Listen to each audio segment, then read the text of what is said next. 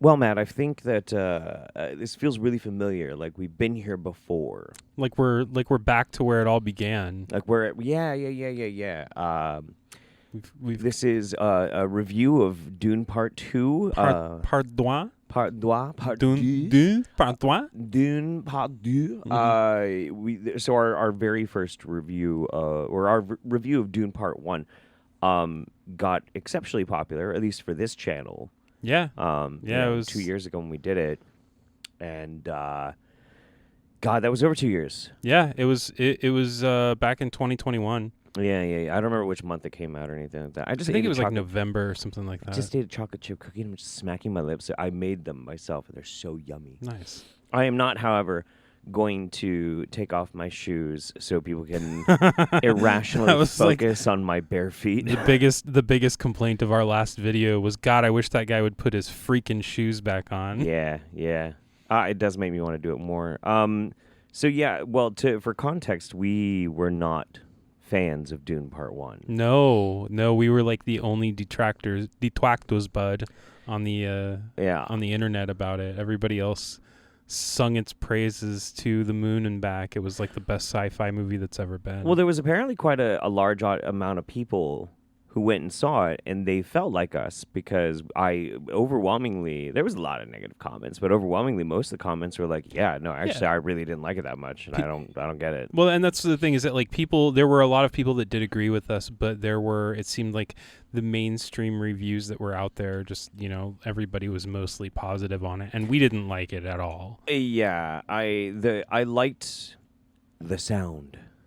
I liked the visuals. Yeah, I thought the visuals visuals. and I thought the sound. I thought yeah. the sound was actually a little bit annoying, but definitely didn't. This go round didn't change my mind on that. But I don't want to get too far into it here. Well, So. and just to summarize, we both have read the books. We are fans of Dune. We've seen the Lynch film. We've seen the miniseries. I mean, we love Dune. We know love about the Dune. Jodorowsky Yeah. Dune. Yeah. So it's fair to say that we know what we're talking about when it comes to Dune. More or less. Yeah. Like Yeah. it was a pivotal book series for me, as to read as like an older child / young adult, to be into this and just be, completely blown away by it. And Right. it's something that I hold near and dear. I seriously think that Dune and at least the first 4 books are some of the greatest sci-fi ever written. Right, I Hands agree. down. Yeah, The later books are great too, but they're they're different. They're very, very different. right, and I think that the story at least kind of closes in a satisfying enough way. But like, yeah, the first 5 or 4 or 5 books or something like that, really, really great. So. Yeah. So this is not going to be a spoiler-free review. We're just going to go right into it. We're just going to talk about the things that we liked and we didn't like. But just what's your overall thoughts first? You and know what? foremost? No, I was going to say, No? I want to hear your first impressions before I say anything. Okay. It's better than part 1. It's better than part 1, you say? I do. I say it's better than part 1 for very specific reasons. I still think it sucked. I do, for a lot of reasons as well. Like pretty crucial key reasons. I can't actually say that I like this movie. But I like it better than part 1 okay, I'll give you one really good example. We got a lot of Harkonnens. Yeah. And I loved everything about the Harkonnens. I thought it was great. Really good. Really, really, really, really good to see so much detail about the Harkonnens. And that amount of attention and detail really should have been given to all of the story. Everything. Yeah. To everything. Yeah. And it did not. And that made me sad. And there are things that were really underutilized that I think is very strange. They did the same thing in this movie as they did in the first movie. They had like a great character centralized. You could see some really good stuff from them. And then you see them, they have like all of 4 minutes of screen time. And then they're just gone. Yeah. Like, oh, cool. Yeah. So, my first impression, like just my initial impressions were hot garbage. Yeah. As a movie on a whole, like as a movie, it's entertaining. You know, Yeah. it visually, it's great. You know, there are elements to keep people entertained. As a Dune adaptation, I was super disappointed. The biggest way that I could sum up how I felt leaving the theater was it focused on spectacle over substance. And like you said, they focused a lot, like really well in detail on the Harkonnens, but there were so many visual stylized decisions that they made that made the runtime of this movie so long. Yeah. And yet, like, it feels like so little story was actually told, and so many things were left out at the expense of maybe looking like a spectacle film. Yeah. And that just disappoints me. I was very I kind of knew, I got the feeling about an hour into the movie that I was this was going to be the case. And so I just kind of waited until like a really pivotal scene happened, and I got up, and I didn't tell you that I was doing this, but I literally walked out to the car, grabbed a cigarette and smoked a cigarette walking back to the theater. And then went to the bathroom and then came back in. I'm like, what did I miss? And you're like, absolutely nothing. No, because like it was literally that long for like the whole scene to take place, and you've read the books, so you know exactly what was taking place. Right. Nothing pivotal, no pivotal anything happened in that amount of time that made any difference to the story. And I didn't have to worry about it. And I get what you're saying with like style over substance. I liked this style. There were some things that I thought were really, really impressive, visually speaking, but a lot of them fall flat. For instance, right? So there's a scene where Paul has to go and address all of the leadership of the Fremen in the South, right? And I thought that was a great scene. Yeah. And that's awesome. But the problem is, for that to work, you have to build up this character to that point, to that breaking point. And unfortunately, that is quite literally the only scene in both of these movies so far where I actually thought Timothée Chalamet was doing a good job acting.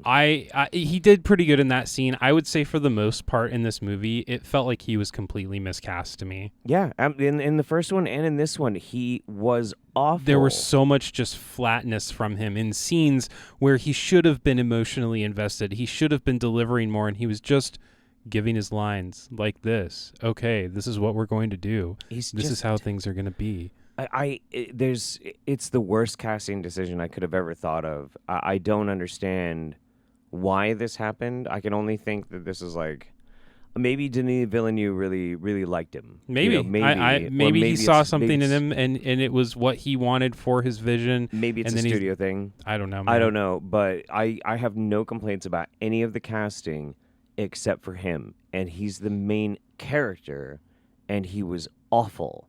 And I really hope that he would get better in part 2. And he does for one scene. Yeah. Yeah. Does he do better in this movie than he does in the first one? I don't know. Like, his performance was mostly forgettable to me. There was at least no cringy scene that he did. Sure, there wasn't any Power Rangers scene. Right, there's no Power Rangers scene like in the first one, or when he just all of a sudden takes it to a 12 and starts shrieking in a tent about...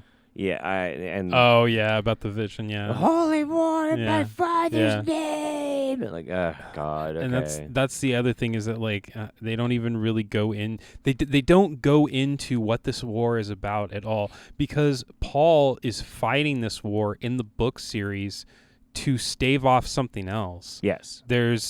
He knows that, like, if he doesn't do this, then the atrocities that mankind is going to face, the outside threat, will come faster. And so he allows the jihad to happen because that gives humanity time to get to a point where they're ready for it. He's also...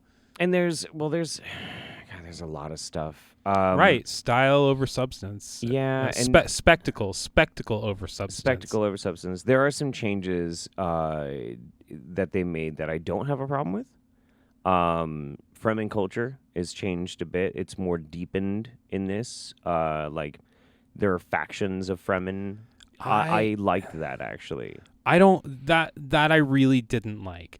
That Really? Yeah, I can see it to a degree, but then you've got like this division and and maybe to some degree that's trying to, you know, be a reflection of the time and place that we live in these days. You know, it's a reflection I don't think of modern so. days. I think it's a reflection of what Frank Herbert was even writing about.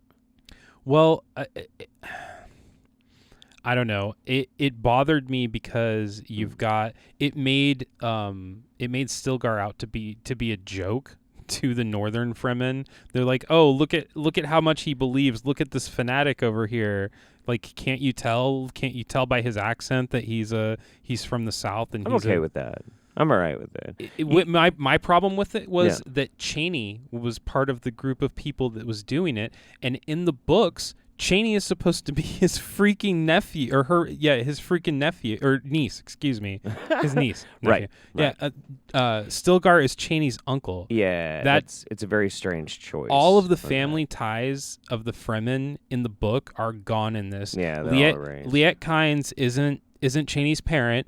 Stilgar isn't Chani's uncle. Like, all of that just doesn't exist anymore. Right. Yeah. That is very strange. I don't really care. And see, that's the thing. I wouldn't mind so much them taking things out if they weren't just putting their own things in. And like my biggest gripe about something that they put in was I wrote it down as girl boss Chani, and that's just because like that's how I knew that I would remember it. But basically, Chani doesn't believe in Paul. She's a detractor. She thinks that he's using all of this to his own selfish gain, and in the end of the movie, she just goes off on her own. She's not like I don't know if we can ascribe all of that motivation necessarily to her. She's definitely having complicated feelings about it. She's definitely seeing she doesn't like the prophecy. She's right. Yeah, she's completely against the prophecy. She's one of the she's a fraction of the Fremen that don't believe in the prophecy. But at the same time, in the books, especially in like Messiah, Chani doesn't. She's not really a disbeliever. It's that she doesn't really. It's immaterial to her. No, that is not true. Because, it is true. No, in the books, yeah. Chani was training to be the next Reverend Mother when Jessica came.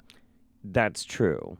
So you can't say that. She was part of the religion, but man. What I'm talking about is that, like, when Paul is, like, in the next book, in Messiah, when Paul is, like, leading the holy war, and there's, like, people, like, worshiping at his feet and all that sort of stuff, she's more concerned with Paul the man. No, absolutely. Than Paul. And yeah, that's what I'm talking about. And I agree with you there, but if they would have translated that to the screen, like, I would have been okay with it, but they didn't. Yeah. They basically made it to where Chani just didn't believe in Paul and thought that he was doing. She even said in the War Council, this is how they enslave us. Yeah. Insinuating that, like, no, you're right. That was actually insinuating that, like, Paul is going to just use the Fremen for his own selfish gains, which, whether he does or not, in the books, Chani is by his side. Yeah. She loves him unconditionally. Right. She knows and believes and trusts in his visions. And during like, by the time the siege of Arakeen happens, where they, like, attack, and corner the Emperor, they already have a kid. Yeah. Yes, that was another thing on my list. Yeah. No Leto the Second in this at all, yeah. And that was a huge motivation when Siege Tabar gets destroyed. Yeah. Leto, the second Leto, their son, is killed, and that's part of the reason that, like, he goes and drinks the water of life and all of that. Yeah. And it's just like, decisions were made, man. Yeah. Like, you want to take stuff out for time or whatever. I understand that, but, like, it's kind of important aspects of the book. And yeah. I guess, and like there was like these interviews that Denis really wanted to do something new with Chani, and like he's fixing a problem in the book, and I'm like, I really don't like that. There's No. ways to make her into, because she is a strong character. Absolutely. There are ways to show that without like having changing the to, fundamentals of her character and what her right. character means to Paul. It's not even. It's yeah. She's not even the same character as in the book, which is very frustrating. Alia isn't born at all in this movie. Yeah, Alia was a weird decision. I'm not necessarily totally against it. I don't know. Alia's not born, which means that a pivotal moment in the book that happens has to be completed by Paul as opposed to Alia, and that's killing the Baron Harkonnen. Right. In the books, like I don't know, I think she's 7 years old at the time, or maybe way younger. Way younger. But yeah, Alia, who is a fully realized Reverend Mother herself, completely born self-aware, is the one to kill the Baron Harkonnen and say, goodbye, grandfather, and make him come to that realization before death. Right. And in this, and that is another big part of the books, because that decision, her killing him, ends up haunting her later in life. Yeah, and that's a huge part. Yeah, it's a of Children of Dune. It's a huge part of that. And if they're going to continue this, which it seems like they are, it seems like they're setting it up for a third movie. Like that is something that is a fundamental part of that they've just completely erased now. And it's one of those things, like, if you're going to start trying to make these changes, you already have to plan far ahead how you're going to tackle some of these issues. It doesn't feel like they really gave that much of a thought. No. And that was the other thing that when I was watching this, when I was watching this movie, my thought was, it doesn't feel like this was as meticulously planned out as it should have been. Right. It feels like the first movie, there was a lot of development and a lot of thought went into it. And this, it was like, okay, well, this is how we started this. How are we going to, bring it the rest of the way home? Yeah. And my other thing is that when they originally did this, it was, this is going to be 2 movies, and now it's possibly going to be a third movie. Like, if it was going to be a series, if there were going to be multiple movies and stuff, the first movie should have ended after the first siege of Arrakeen, when the Duke is killed. Instead, they draw it out and they end it after he kills Jamas, and that makes it makes it less coherent as an actual movie. Yeah, I think I probably would have done the same. Yeah, it gives you less time to tell the story. Like, so Christopher Walken, the long-awaited appearance of Christopher Walken as the Emperor, and he barely got any screen time. Yeah, and the screen time that he got, he hardly had any lines at all. He said fucking Jack. Yeah, that was a huge wasted opportunity. Florence Pugh got a little bit more, and but still really not a lot. No. It felt like this movie was a little bit better than the first one, because we at least had 2 locations simultaneously. Sure. So we had, Gidi Prime and Arrakis at the same time. We were seeing split. Right. Denis grew up. He figured out how to do 2 different locations and split, narratively, which is great. But nothing on Kaitan or whatever. Right. So that was very frustrating. We still, and this, you and I were both pissed about this. We still haven't seen a guild navigator. No, the guild wasn't even fucking mentioned in this movie at all. Like, no guild. The whole reason that this conflict begins, this conflict that is the third act of this movie. Mm-hmm. The whole reason that it even starts is because the guild, the spacing guild, is worried about the interruption in spice production, because they've seen it. They've seen it in visions, and none of that has gone into at all. Like, no. The way that Paul just like decides, he's like, okay, well, I'm going to throw my atomics at the spice fields to stop spice production, as like an afterthought, when in the books, first off, that's not how they disrupt spice production. There's an actual process that kills all of the sandworms that he threatens to do, that none of that has gone into in this. Right. I don't really care about, I mean, I guess using the atomics or whatever, it's a really cheap and lazy way to get around having to explain that. so you can have more CGI.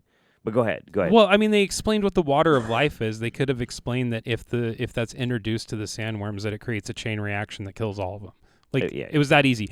Anyway, so the Spacing Guild, none of that. The catalyst that brings the Emperor to Arrakis is Paul sends him a letter. Yeah. Not that the Bene Gesserit and the Spacing Guild are both concerned about the disruption in spice flow, Right. because Paul is Or Chom. Yeah. yeah, because Paul is a big enough threat to actually stop spice production. Right. No, that's just a threat afterwards. Well, and it's, that's another thing that really drives me crazy about it is, okay, so Emperor Shaddam is supposed to carry some degree of like weight in the universe. You don't feel that in this movie. No, especially when the Bene Gesserit mother tells Irulan that, oh, your dad's not going to be the Emperor after this anyway. So Well, okay, I did like the interactions of Bene Gesserits because it does show how they can and usually are the power behind thrones. They're kingmakers, and I did like that. But the thing is, that in and of itself also is missing one of the most integral aspects of Dune, and it is a big one, and that really is the guild, the Spacing Guild, the working of power in the known universe, the seat of royalty and politics, which is the emperorship. There's the Bene Gesserits, which are the influencers. There's the Spacing Guild, which controls all commerce and travel, and there's Chom. And like this is the four major factors, and we get Olympic Emperor. There's Talaxu and Ix and all that, but like We don't even get into that in this book. Right. Okay, yeah. That's that for books and books and books. But in the main core, just the first book, that is the seat of power in the universe. We get Bene Gesserits, pretty good. Right. Pretty good. Yeah, done and well. An Olympic Emperor, and that's it. Yep. You don't even see the great houses. You hear about them. Yeah. Like, they're up there, we swear. They're up there, but we're not going to show you. We're just going to tell you they're up in space, man. Trust us. So yeah, I wasn't very happy about that. No. And the more that I think about this movie, like because we just got done seeing it, and I thought about it on the whole drive here and everything, but like the more that I think about it, the more let down I am. And like there were people literally in not a lot, but there were people in our theater that were clapping at the end of this. Yeah. And I just walked out and I was like, "You're all sheep. You're all fucking sheep." Yeah, but they probably have never read the books. No, but that's the thing too, is you got to understand, if you've never read the books, you're probably gonna love this movie. Sure. Probably, unless you can only if you can get over the fact that Timothée Chalamet is a terrible actor. If you can get over that, you're probably going to love the movie. But as a nerd review, it sucks. I've heard people say that this is that Star Wars is science fiction for children and Dune is science fiction for adults. And in my opinion, this has been dumbed down. It's like middle school grade. Sure. At this point, yeah, I wouldn't say it's for babies or anything, but it has been dumbed down and packaged for mass production. Yeah, and that we should have expected it was going to be like that. It's just so many cringe elements to it that are driving me crazy. The more I think about it, the more upset I get. Just God. Yeah. So, would you recommend that people go and see this? If you've never read the book and you like the first one, sure, go see it. Yeah. If you have read the book, you will probably go see it anyway because you love Dune and you just need to know the pain, so it doesn't matter. If you saw the first movie and you didn't like it and are hoping that this one will be better, it's not. Wait for video. Yeah. My recommendation is, like, if you want to go to the theater, you want to like have a good time, get some popcorn and, spend $15 on a drink and some nachos, sure, go see it, popcorn, whatever. One surprise for me that I was very happy about. I did not have high hopes for him. Austin Butler was fucking rad. Yeah, Federotha was well realized in That this was movie. really One of the good. very few characters that was well realized in this Really movie. good. I really liked him. That was probably my favorite part of the movie. Was everything with him in it. I thought it was weird that the lady Faring was in this movie, but like there was no mention of Cal Faring, who was a skilled assassin who probably could have killed Paul but refused the Emperor's order to do so. Not mentioned in this movie at all. Yeah. But yeah, as a popcorn flick, go enjoy it or whatever. Like if you're on the fence, wait until it comes out on video, because like there were honestly parts of this movie that I was literally just bored, and I was like, can we just get through this? Can we just fucking hurry up to the next scene that actually means something? Yeah. Like I get it. Denis Villeneuve is a very visual director, and they also skipped on the worms. Oh, yeah, they skimped on a lot, man. Yeah. Like there were a couple times that they ride the worms and they're like, "Oh, look, it's the biggest worm that you've ever seen," but like I mean, the scene was cool, but like even the big assault where the worms are like crashing in, they got a fifth of the airtime of Chani like running through and Power Rangers fighting Sardaukar. right. And then like packing her bag and storming off at the end of the movie. That's not what I was talking about, but I I know that but- really bothered you. It does, man. All right. Anyway, So, but yeah, I say wait until it comes out on streaming or whatever, because fuck, man. Yeah. Fuck. It sucked. It wasn't good. Just like the first one, this one sucks.